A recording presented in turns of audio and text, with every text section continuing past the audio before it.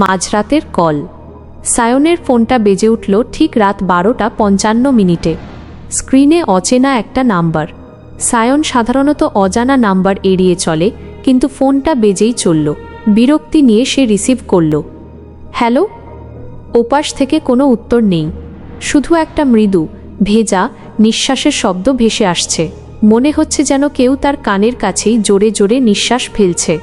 সায়ন রেগে গিয়ে বলল, কে বলছেন? এভাবে বিরক্ত করছেন কেন?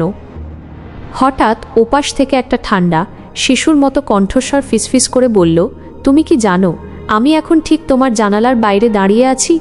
সায়ন চমকে উঠল। সে তার ফ্ল্যাটের 14 তলায় থাকে। কেউ তার জানালায় দাঁড়াতে পারে না। কিন্তু ঠিক তখনই সে কাঁচের জানালায় একটা মৃদু নখের আঁচড়ের শব্দ শুনতে পেল। আর ফোনের ওপাশে সেই ফিসফিস শব্দটা আরও জোরালো হয়ে উঠল, তুমি কি আলোটা নিভিয়ে দেবে না? সায়ন ভয়ে কাঠ হয়ে গেল। সে দ্রুত ফোনটা কেটে জানালার দিকে তাকানোর সাহস পেল না। সে দ্রুত লাইট নিভিয়ে কম্বলের নিচে লুকিয়ে গেল। কিন্তু কিছুক্ষণ পর তার কম্বলের ঠিক ওপরে সেই নিঃশ্বাসের শব্দটা সে আবার শুনতে পেল।